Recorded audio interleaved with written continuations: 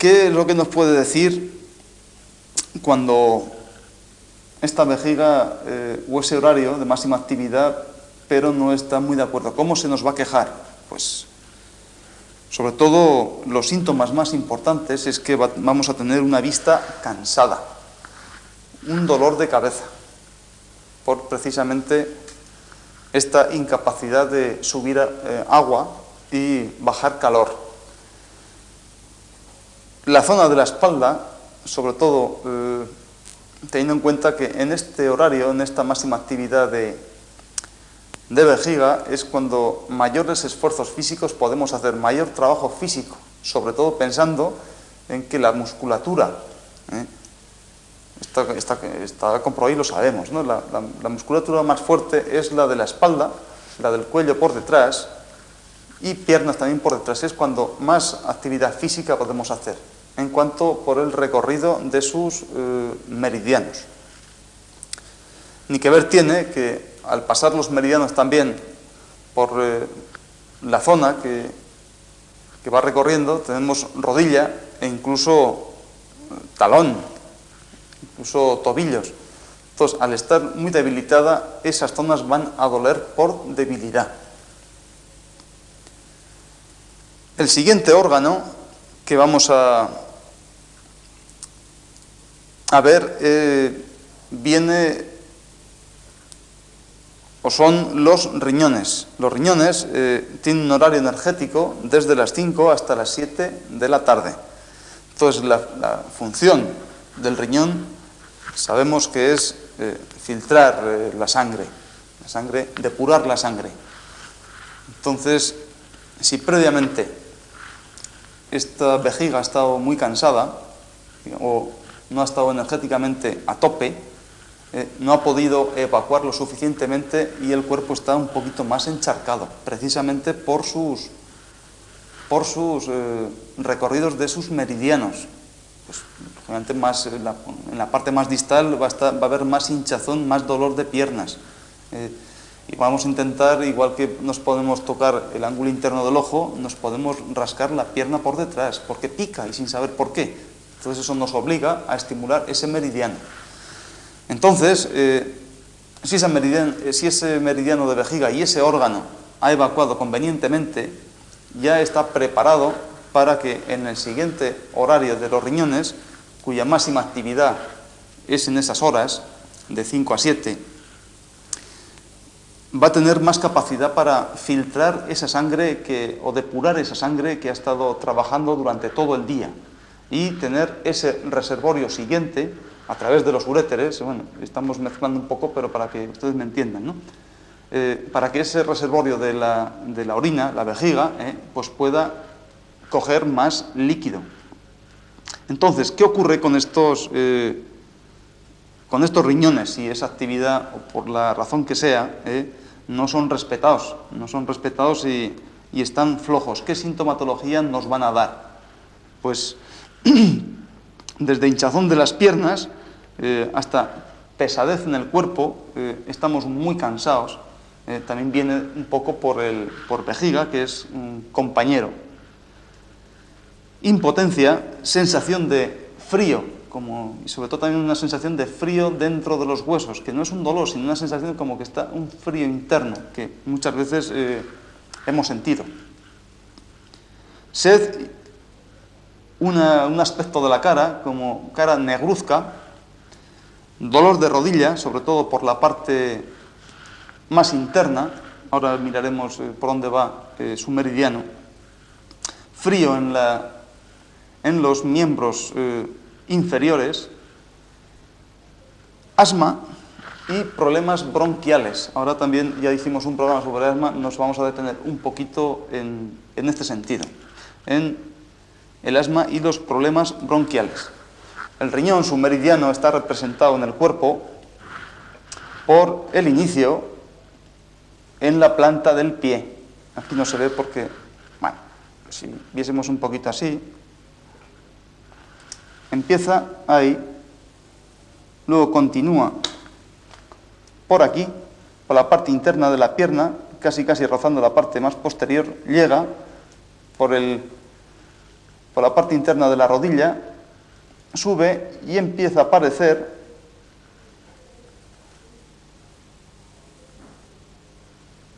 por esta zona del vientre. Siempre van pegados los dos meridianos a ese meridiano negativo que decíamos en el programa anterior, asciende hasta terminar debajo de la clavícula, casi en su inserción con el esternón, que es este hueso que da el pecho, ¿no?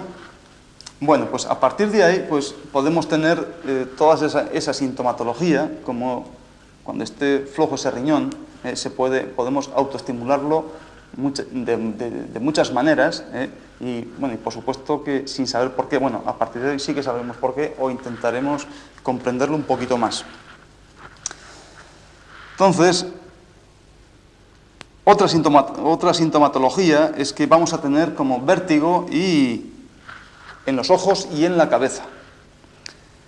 La cara y sobre todo las orejas, la cara es una tez negruzca y las orejas muy enrojecidas, rojas.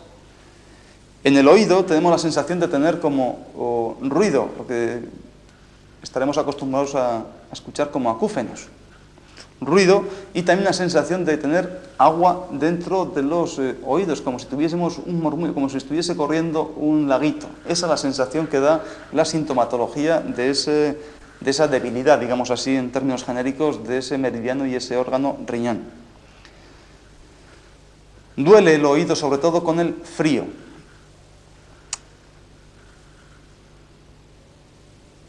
También es muy significativo ese sudor nocturno, independientemente de la temperatura que haya en el ambiente, pero es un sudor muy incómodo, nocturno sobre todo, por la noche. Y a estas personas les gusta normalmente bailar. Entonces, yo ahora estoy recordando, me estoy acordando de un detalle que estoy viendo con cierta frecuencia pues en el sur, ¿no? Que son los bailadores de flamenco. Entonces, por su constitución, son la inmensa mayoría de ellos son bailadores, una constitución que es positivo menor. Eso quiere decir, y ya lo explicamos alguna vez, que su vientre inferior, su vejiga y sus riñones son de una naturaleza, en el sentido que tienen muy flojo, energéticamente, muy flojo su vejiga, sus riñones. Sin embargo, son personas cuyo bazo y páncreas están muy aumentados, es decir, que, bueno, han nacido así, eso es una constitución. Son personas bailadoras, de unos miembros inferiores muy fuertes, por su gran estómago y su bazo también. Son personas muy creativas, muy inteligentes, y les gusta bailar.